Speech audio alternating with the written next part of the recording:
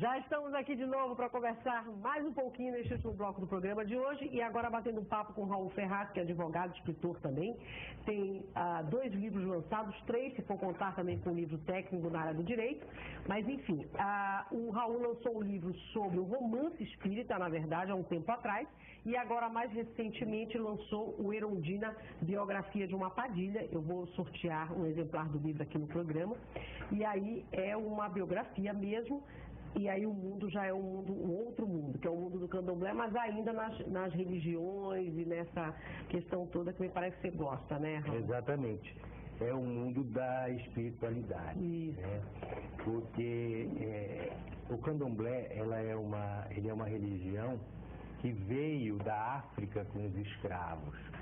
Então, os escravos eram proibidos de cultuar o candomblé no Brasil, porque isso contrariava os interesses da Igreja Católica. E nesse momento começou a ocorrer o sincretismo religioso. Então, algumas entidades e alguns orixás do candomblé, eles passaram a ser cultuados pelos negros na senzala, mas com o nome de santos católicos. Então hoje o candomblé, com esse sincretismo que ocorreu, nós temos aí uma diversidade muito grande de orixás do candomblé que se mesclam com os santos católicos. Tá? A abordagem que é feita no livro é a história que foi contada dentro da roça de Candomblé Ilê Axé Tocolê, pela própria entidade, e eu só tive o papel como escritor de escrever essa história e colocar numa linguagem literária. Padilha, então, é uma entidade do candomblé? Padilha é uma entidade do candomblé, é uma categoria de entidade. E Erundina é, obviamente, o nome dela. Então a história, a biografia que é contada no livro aborda a história dela desde a vida passada, o que ela era, como foi, como ela morreu ou como desencarnou, como se diz na linguagem espírita, e o que aconteceu com ela depois da morte. E como ela encontrou o candomblé como uma luz no fim do túnel e conseguiu desenvolver os conhecimentos dela e aprimorar-se como espírito dentro dessa religião. Então é uma abordagem bastante diferente, tá? Muito embora seja uma entidade do candomblé, tem toda uma abordagem espiritualista, porque é o desenvolvimento de um espírito após a morte, ocorrido através do candomblé. Então o livro narra toda a trajetória dela, desde o momento da morte e depois da lembrança que ela teve do passado, desde a infância, e como ela morreu ou desencarnou, vamos falar assim numa linguagem mais espírita, e o que aconteceu com ela depois disso, e como ela conheceu o Babalorixá, que ela trabalha, e como foi fundada uma casa de candomblé em Salvador, na região metropolitana de Salvador, e como essa casa se desenvolveu até os dias de hoje. Você conta isso no livro? Conto isso no livro. Fazer pergunta? A Padilha, você falou que é uma categoria de orixás. Não, de espíritos. De entidades. Mas não são divindades. Não são divindades. É aquilo que se chama na Umbanda de Pombogira. Tá?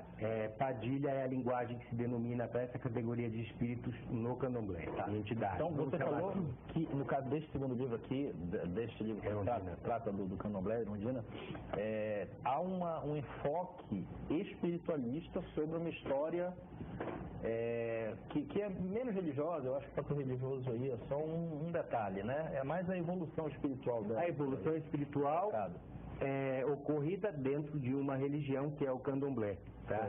Que poderia ser, como se conta nos romances espíritas, uma evolução espiritual ocorrida de outra forma dentro do espiritismo. Exato. Aqui é só a forma, só o meio encontrado. Mas a religião é o candomblé. No caso é o candomblé, exatamente. Mas não é um enfoque o candomblé, o enfoque é a evolução. É a evolução dela e a trajetória dela, vamos dizer, a vida espiritual dela dentro do candomblé. Então nós passamos aí por Padilha em 2 encarnações, é isso? Sim, 2 encarnações ou não. Mais.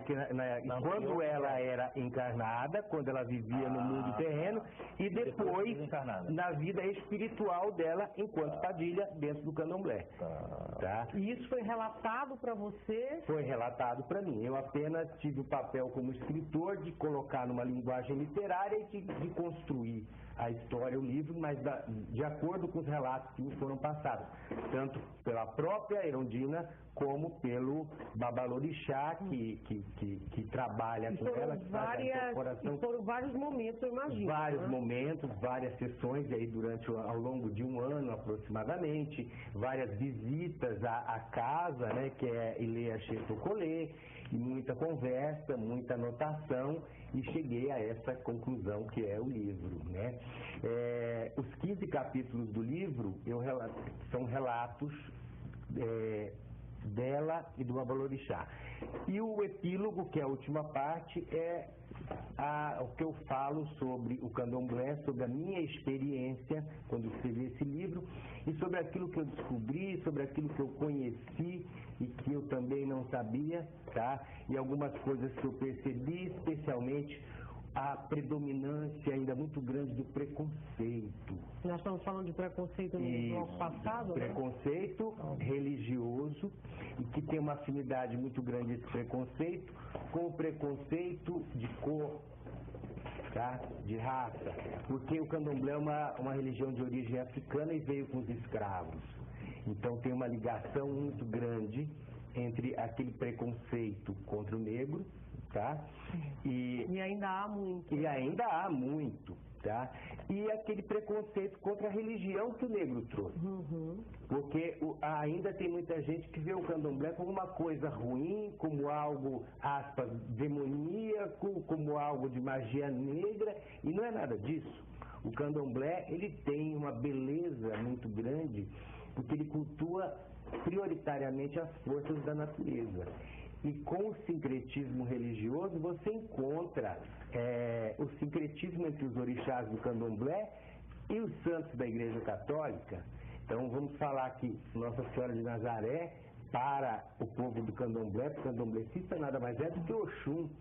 Mas nada impede que alguém do candomblé reverencie Nossa Senhora de Nazaré, vá para o Sírio, faça promessa. Então, o candomblecista, por natureza, ele não tem preconceito contra a Igreja Católica, nem contra o Espiritismo, nem contra os evangélicos, mas o inverso não é a mesma coisa. Talvez a Igreja Católica hoje seja a que mais aceite o candomblé sem muita restrição, porque eu testemunhei isso em Salvador.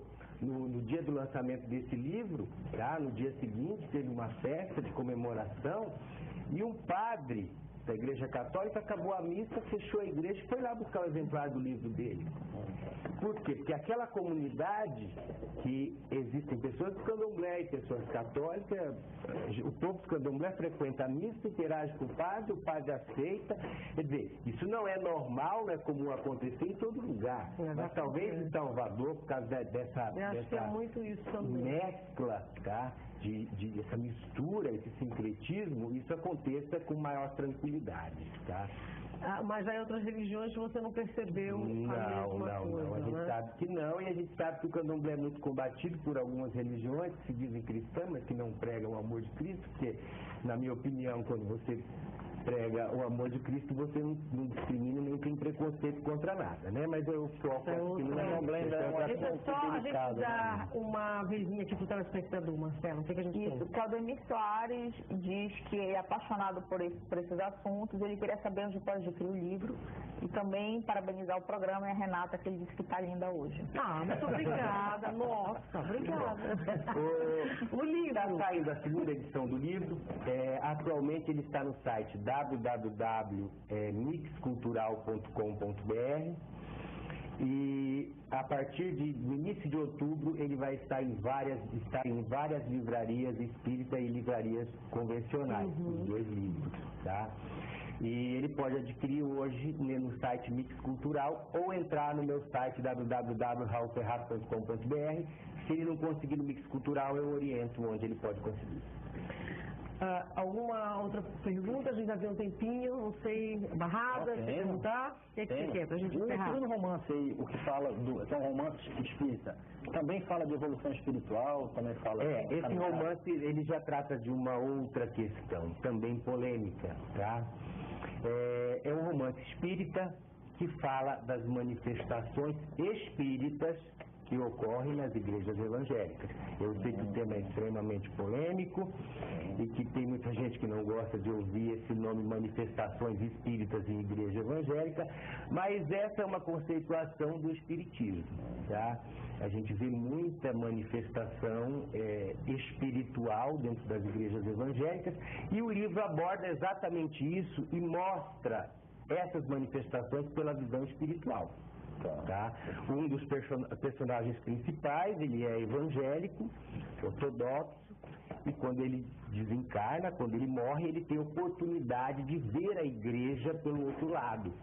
E aí ele começa a perceber uma série de coisas que ele não conseguia enxergar, não conseguia perceber antes de desencarnar. Mas esse já não é biografia. Esse não é biografia, esse é um romance psicografado. É psicografado. Psicografado. Tá. Contrário desse, que é uma história que me foi contada e eu apenas... Ambos foram contados, na verdade, né? Sim, contados, foi contado, mas é de uma outra forma, né?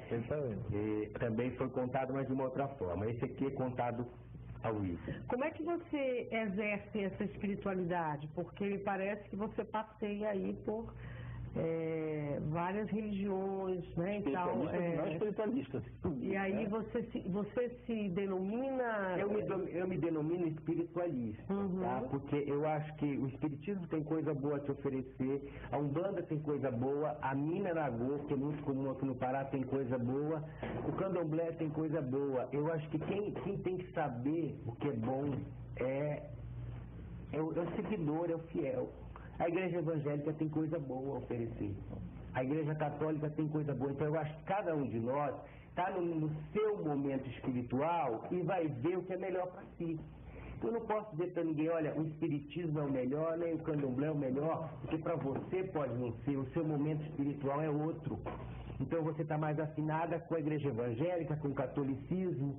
Então eu acho que o importante é não haver preconceito. O preconceito não, em lugar nenhum. Eu acho que não pode ser admitido. É complicado, né? Eu acho que todo mundo tem que ter liberdade para transitar e para saber o que é melhor para si. Eu não posso dizer o que é melhor para você nem para ninguém. Eu posso saber o que é melhor para mim.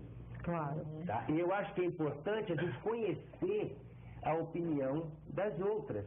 E poder ter a liberdade de escolher, porque se você não conhece, se a sua possibilidade de conhecer é restrita, aí é que piora. Aí você não tem como fazer uma escolha, vamos dizer assim, democrática e que seja de acordo com o seu coração. A gente encerrar mais uma, né, Marcela? Isso. O Alex Barata gostaria de saber como foi dada a permissão para você escrever o livro e também se teve alguma coisa que não pode ser publicada.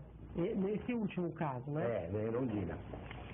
A permissão foi dada pelo Babalorixá e pela Casa de Candomblé, da qual eu falo. Foi dado formalmente por escrito, como manda a lei. E eu fiz uma síntese daquilo que me foi contado. Não tem nada aqui que tenha sido me dito que não possa ter sido publicado. Eu apenas coloquei aquilo que eu achava relevante para o livro. É evidente que o foco não é falar sobre fundamentos do candomblé. Então, eu falei sobre a vida da entidade. Raul, a gente chegou no finalzinho do bloco do programa, né? Eu vou fazer o sorteio, vou sortear os dois hoje, então você gentilmente deu 2 exemplares aqui para você Censura Pará. Eu te agradeço muito por você ter vindo, viu? Eu que agradeço a oportunidade de fazer a divulgação. Imagina, você já disse aonde as pessoas podem encontrar o livro. Eu agradeço a todos vocês, né, claro, que participaram do programa. E a gente faz, então, Marcela, veja 2 fichas para ver para quem são os telespectadores que vão os 2 livros, né? O primeiro vai para o Alex Barata. Tá aí, Alex. E o segundo, Claudemir Soares. Foi ele que falou que queria ganhar, que gostava? Ele queria comprar o livro, verdade. É, bacana. Então tá aí, a gente vai dividir aqui, mas os dois são bons, com certeza vocês vão gostar. Gente, estamos iniciando a semana segunda-feira, então vai ter bate-papo, claro, todos os dias, terça, quarta, quinta, sexta, nós estamos só começando.